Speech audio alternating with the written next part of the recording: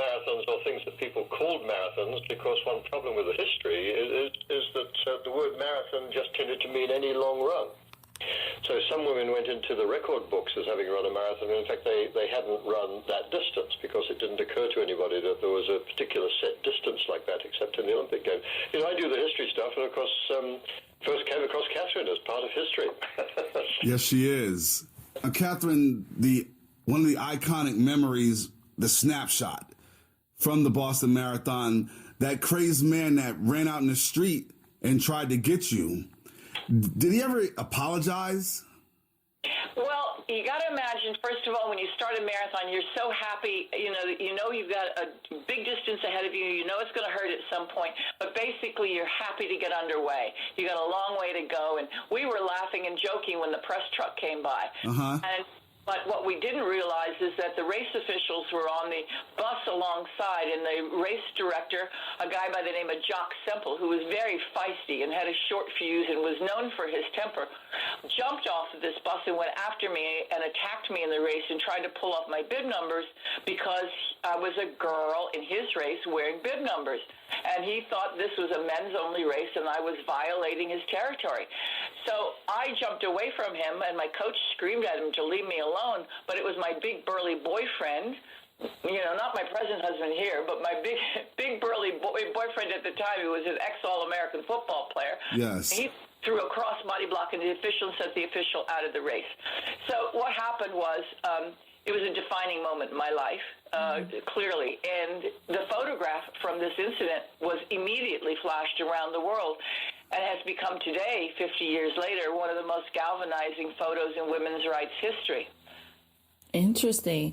What's the vibe like throughout New England with you prepping to run in this year's Boston Marathon? Oh, my gosh, everybody is getting so excited about it. And one of the reasons why people are excited about it is that the Boston Athletic Association, wanting to celebrate this 50th anniversary, has given us a number of charity bibs. And our charity is named after, if you can imagine this, my old bib number that the official tried to pull off of me, 261. It now means 261 fearless, because everybody says that number makes them feel fearless in the face of adversity. And so we have 125 people who are running for the charity, and a lot of those are from the New England area. So everybody's excited about it. Certainly all the media is on top of it, and we're really planning on a very big day. I just got to get through the race. If I could just jump in there, since you're concerned with being married to the sport and collaboration between men and women, Katherine has always said that telling that Boston Marathon story properly, she had huge support from men runners, from her coach, from her boyfriend, who did actually save her, and from the other male runners around. This one official blew his fuse over it because he was trying to protect his race. But it wasn't a men trying to stop women thing. It was just that was the rules. Women had never run those distances, and it took people a while to get their heads around the fact that women could perfectly well run long distance without damaging themselves. Thank you so much for clarifying that. I'm sorry, say that again? No, I was saying thank you so much for clarifying that.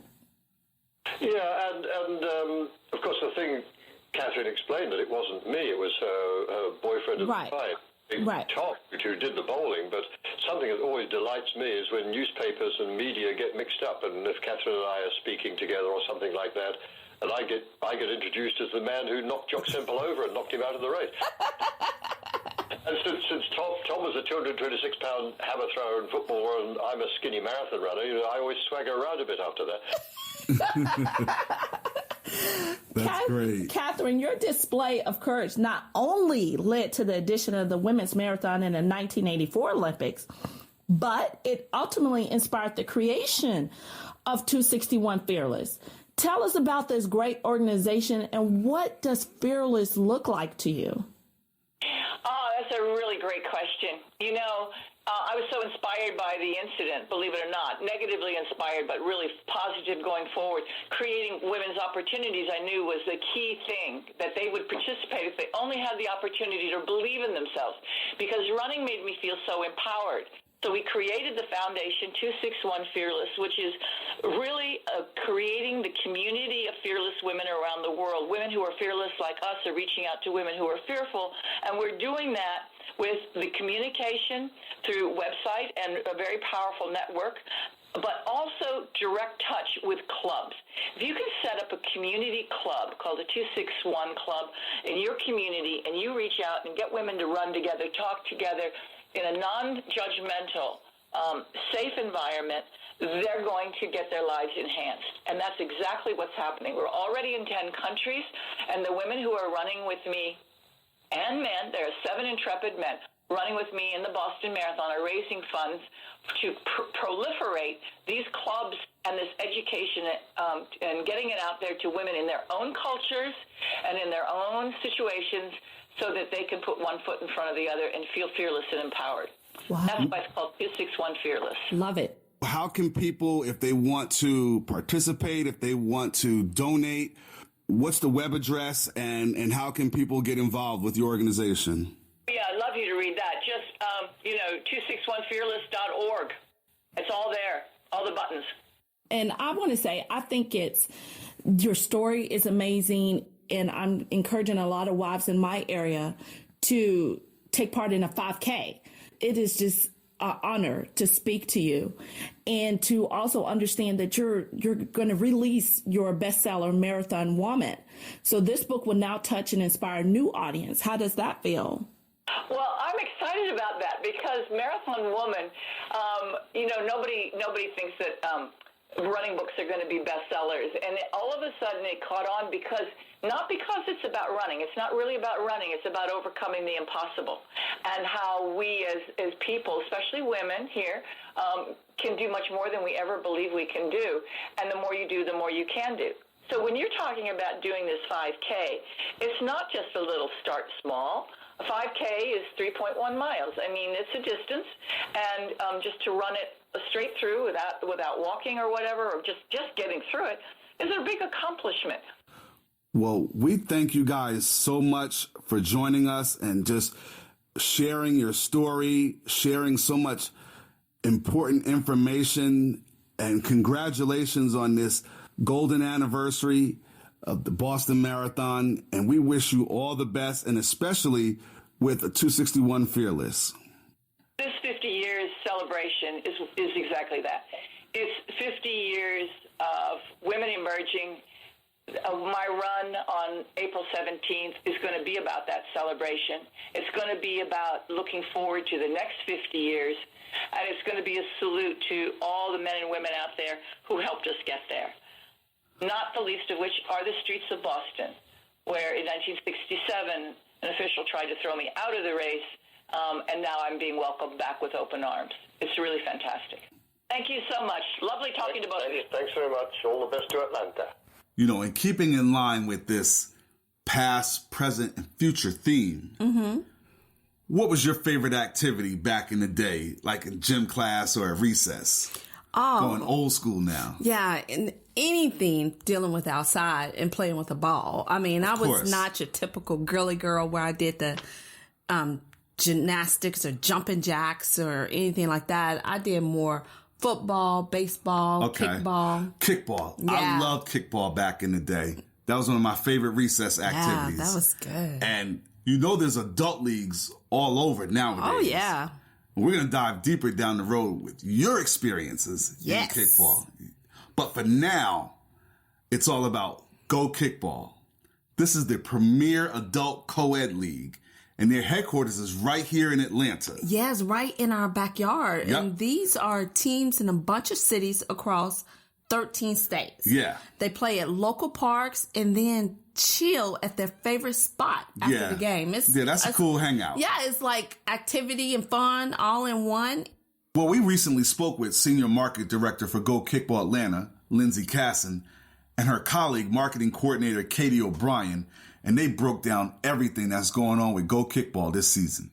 2017 season is underway, and these are exciting times. So what's some of the new things on tap for Go Kickball this year? So, we're currently in 32 cities. So some new things that we have on tap is on a national level, we are slated to open our first market in Phoenix, Arizona, which is really exciting. We do have a about another 10 to 12 other cities that we are evaluating and working with new market directors to possibly start those as well this year. As for locally in Atlanta, spring season's totally underway. We're ramping up for our summer season, which kicks off in June. We're going to be offering our first summer one-off. It's a cup in hand kickball tournament as well in July. So that's pretty exciting as well. Talk about the growth of the league from a player participation standpoint and fans coming to games. So since we started, our first league was in 2006, and it started in Atlanta, and it was four friends are the ones that were kind of like, it'd be so fun to start a kickball league, and they really just started it with just their friends initially, and it just kind of grew from that because of the social experience that we were offering. So how do people get in touch via social media, and what's the Go Kickball website? So our Go Kickball website is just www.gokickball.com, and then specifically for Atlanta, it's /Atlanta. So for Facebook, it's Go Kickball Atlanta. Snapchat would be Go Kickball ATL, and Instagram would be Go Kickball ATL as well. And then for Twitter, it's also Go Kickball ATL.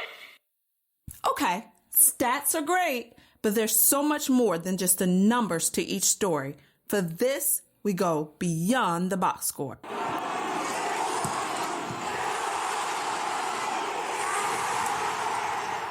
The High School of Sports Management in Brooklyn, New York, offers students a dynamic educational experience through sports-related fields such as marketing, management, law, medicine, and journalism. These courses, combined with the standard curriculum, equips youth with the proper tools to enroll in college and pursue a career within the industry.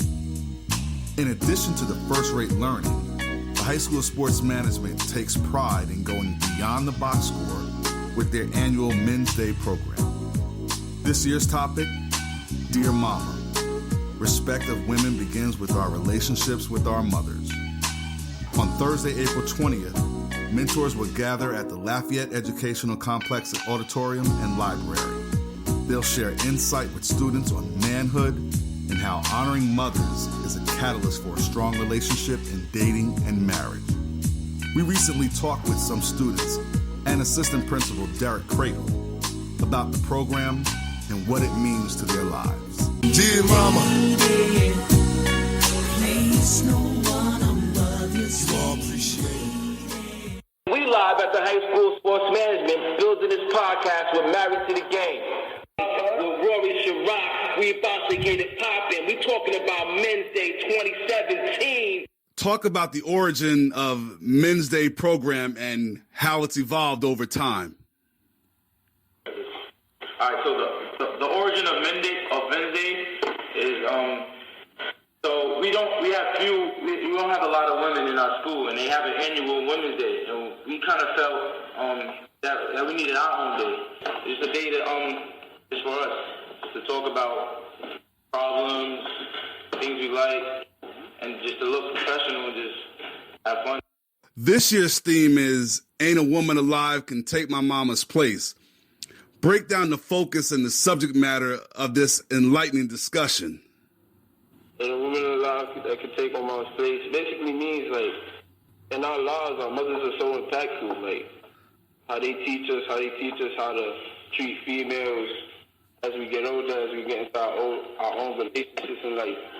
That really connects with me, whereas Men's Day brought me to a new light in high school sports management, what a man is supposed to be. I would like to elaborate on that. Tell me you are. Well, my name is Nakai. I'd like to elaborate. That quote, ain't a woman alive that can take my mama's place. I mean, I could relate to that because, like, growing up with a single-parent mother, it was actually hard because there's so much that, like, a mother can actually teach a son. Without that father figure, it's not the same. Like, it's not leveled. It's not leveled out for, like, the boy to learn as much as he's supposed to learn. Beautiful. I love it, man. Mr. Cradle, who all will be joining you as panelists and speakers at this program?